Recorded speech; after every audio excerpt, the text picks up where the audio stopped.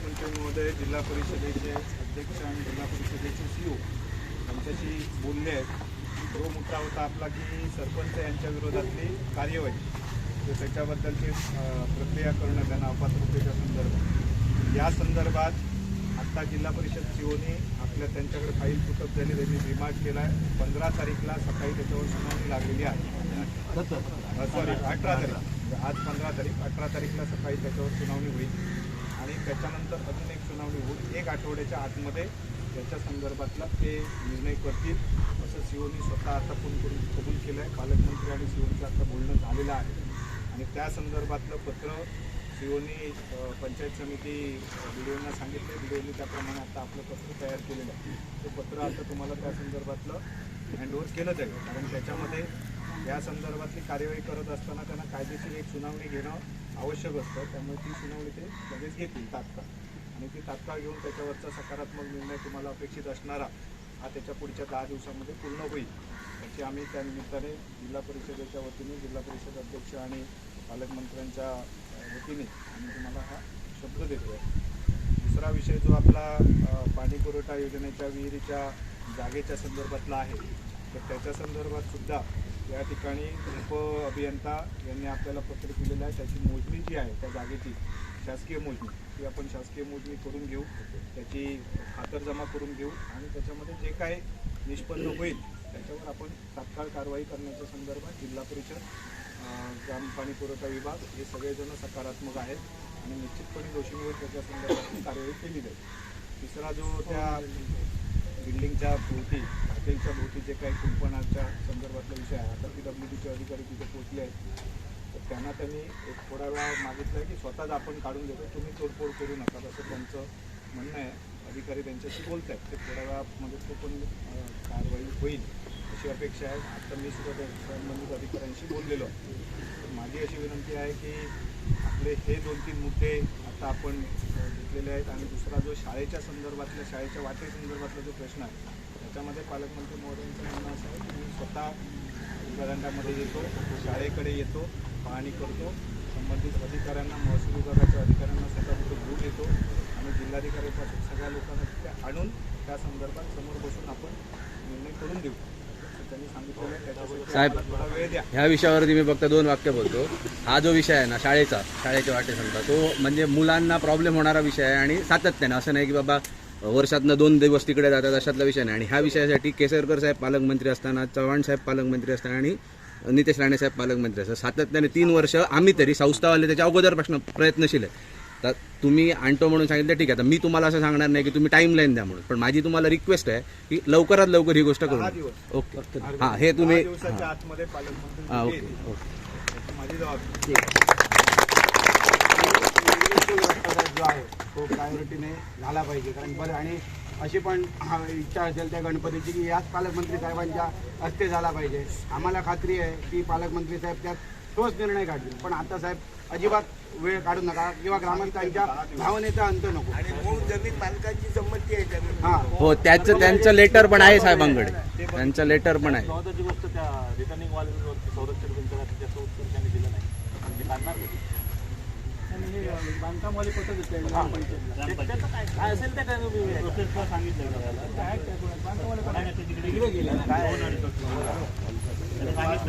पालकमंत्री साहेबांनी भरभरून दिला, साहेबांनी भरभरून दिला उभा जागा, पण त्या निधीचा अपद्रव होतो आणि होतंय काय माहिती आहे, लोकांपर्यंत पोहोचत नाही। त्याच्यामुळे होतंय काय, मंत्री साहेबांना काय होत आहे की निधीच देत नाही असं होतं। हे सगळे बसले आहेत, आता बसला आहे तो सगळा निधी खातो काय, त्याच्यामुळे ह्याच्यावर कारवाई व्हायलाच पाहिजे। माझं असं म्हणणं आहे या संदर्भात ग्रामपंचायत कारभार किंवा गावातले जे काही जिल्हा परिषदचे प्रश्न आहेत जिल्हा परिषद अध्यक्षांना विनंती करतो आणि आपली जिल्हा परिषद स्तरावर अधिकाऱ्यांच्या उपस्थितीमध्ये CO आणि आपली आणि जिल्हा परिषद अध्यक्ष आणि सगळे सभापती यांच्या उपस्थितीत एक बैठक घेऊया, म्हणजे काही मुद्द्यांवरती निर्णय तात्काळ हेच होऊन आम्ही जातील। गेले 2 महिने साहेबांच्या मागे आहोत की तुम्ही या। त्यांनी शब्द पण दिला, राहुल साहेब पण त्यावेळी होते की आम्ही येतो। आम्ही 2 महिने त्यांची वाट बघितली, ते म्हणजे तुम्ही या म्हणून. ही मीटिंग इथे लावूया आपण, इथल्या पंचायत समितीत लावूया, वडोदला पण घ्यायची आवश्यकता. साहेब दुसरी गोष्ट बघा, एक तो विषय आहे का उन्हा संदर्भातल्या ग्रामस्थांच्या ज्या तक्रारी आहेत की त्याने पडदे बांधले किंवा अजून काय केलं, त्यांना व्हेंटिलेशनचा जो त्रास होतो तो सुद्धा दूर झाला पाहिजे. त्यासाठीच सांगितलं ना, आता पीडब्ल्यूडीचे अधिकारी तिथे गेले आहेत, ते त्यांच्याशी चर्चा केली, त्यांनी म्हटलं की तोडफोड करू नका, मी काढून देतो. आणि हे म्हणतात की 2 तासामध्ये ते काढतील. आम्ही म्हटलं बाबा 2 तासामध्ये पडदे पण काढतील. पडदे काढतील.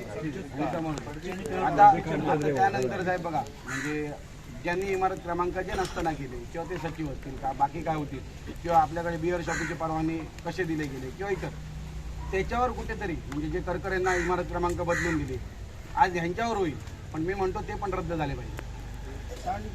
जे बेकायदेशीर होईल, जे पत्रामध्ये ह्या सगळ्याचा सगळा जो रिपोर्ट आहे हा पंचायत समितीकडून तयार होऊन गेलेला आहे. त्याच्या आधारेच ही सुनावणी लागली.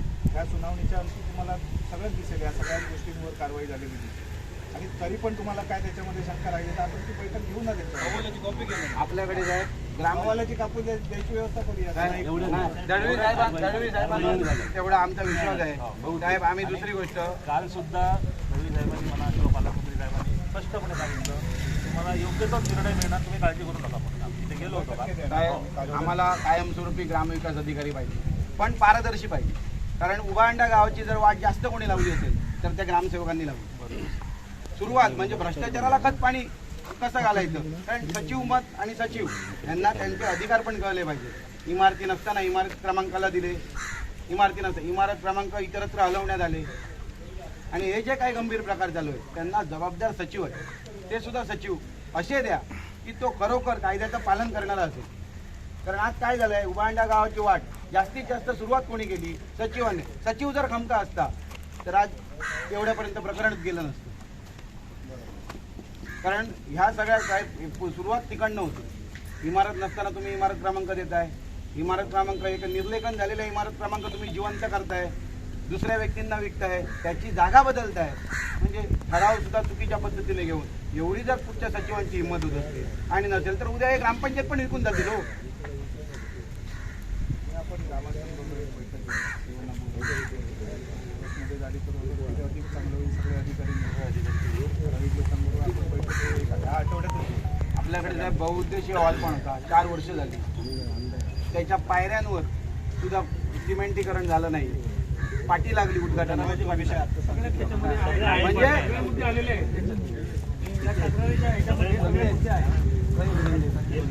त्याच्यामुळे तुम्हाला विनंती आहे, तुम्ही आंदोलन सोडा आणि ह्या सगळ्या प्रक्रियेसाठी वेळ द्या. 1 आठवड्यामध्ये तुम्हाला निर्णय दिसतील. ते अपेक्षा ज्या तुमच्या अपेक्षा आहेत त्या अपेक्षेनुसार निर्णय झालेले निश्चितपणे दिसतील. आणि याच्यासाठी जिल्हा परिषद प्रशासन, पंचायत समिती प्रशासन आणि स्वतः पालकमंत्री महोदय निश्चितपणे तुमच्या पाठीशी आहेत. पालकमंत्री महोदयांनी स्वतः या संदर्भातला आता शब्द दिला, मी स्वतः त्यांच्याशी बोललो आहे, शिवनशी स्वतः बोललो. तुम्ही सांगितल्याप्रमाणे तुमच्या विनंतीस आम्ही मान देऊन उपोषण सोडायला तयार आहोत. पण त्याआधी एक तरी कारवाई जर झाली तर आम्हाला बरं वाटेल. आम्ही 2 तास थांबायला तयार आहोत. तुम्ही म्हणताय की 2 तास त्याला वेळ लागेल. आम्ही ठीक आहे, आम्ही 2 तास इकडे बसायला तयार. आम्ही 2 दिवसाची तयारी करून आलेलो, 2 तास बसायला काय, आम्ही आहोत इकडे. 2 तास होऊ दे, आम्ही थांबतो, काही काळजी नाही.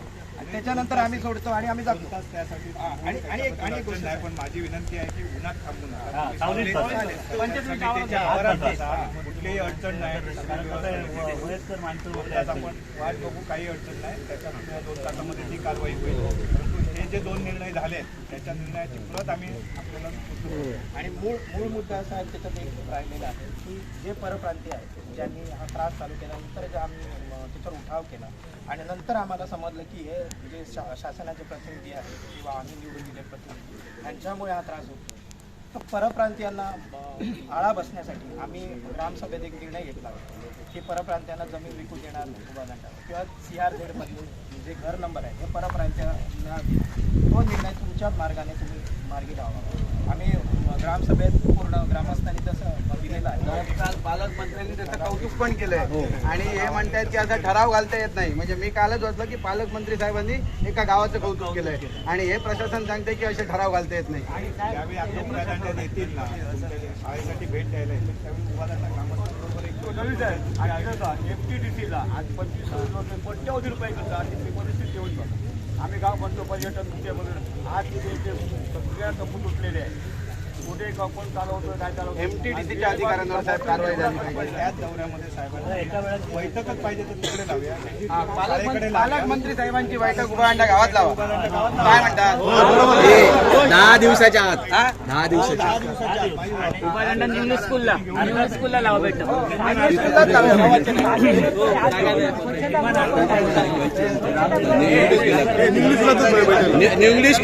इंग्लिश स्कूल मध्ये लावाक सांग बैठक. संस्थे आहे.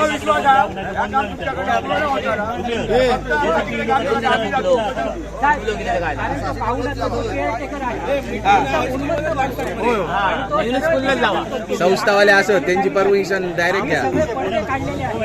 फक्त एक कुटुंब आहे त्याची शिविका ऐकू येते एवढे मी पडदा ठेवले काढले नाही. एक मिनिट त्यांनी फक्त एक किचनचा जो एक्झॉस्ट फॅन आहे त्या बाजूचे पडदे काढले आणि इकडे सॅव्हिओ फर्नांडिस म्हणून आहे यांच्या घरात तो सगळा वास येतो सगळा किचन तेलकट वास येतो यांना गरम होतं. इकडे या वेरोनिका म्हणून आहे त्यांना किचनमध्ये त्या काम करू शकत नाही. या आज दिवसाचं बसायचं असेल ना तर त्यांना टेरेसवर बसावं लागतं तर कुठे वाढायचं ना आमच्या घराच्या 5 फूट समोर 20 फुटी उंचीचे पडदे लावले ते पूर्ण ब्लॅक नेट आहे. त्यामुळे काय होतं किचन मध्ये राहू नको आणि घरात पण राहू नको. आमच्या बाजूला यांचं घर आहे आणि हार्ट प्रॉब्लेमचे 2 व्यक्ती आहेत आणि 1 वर्षाचं बाळ आहे. त्यांची तर एवढी भिंत गडगा उंच उभारलाय त्यांच्या घरात अजिबात वारा येत नाही. प्लस 20 फुटीचा उंच हे लावलाय. आणि साहेब अशी काय उत्तर देतो तो साहेब तो केअरटेकर आहे ह्या ना, तो अतिशय उर्मट आहे. ह्या लोकांचे कपडे दिसतात लोकांना म्हणून मी ती कर्टन लावले. किंवा कुत्रा ओरडतो कुत्रा ओरडण्याने कर्टनची आवाज फालतू कारणं देतात, फालतू. आणि कर्टन म्हणजे व्हेंटिलेशनच साहेब बंद केलं आहे पूर्णपणे. आणि तो एवढा बांधकामाबद्दल जरा चौकशी करा कारण मंत्री गौरव मंत्री आज कोकण संवादच्या ताज्या घडामोडींसाठी चॅनलला सबस्क्राईब करा आणि बेल आयकॉनला क्लिक करा.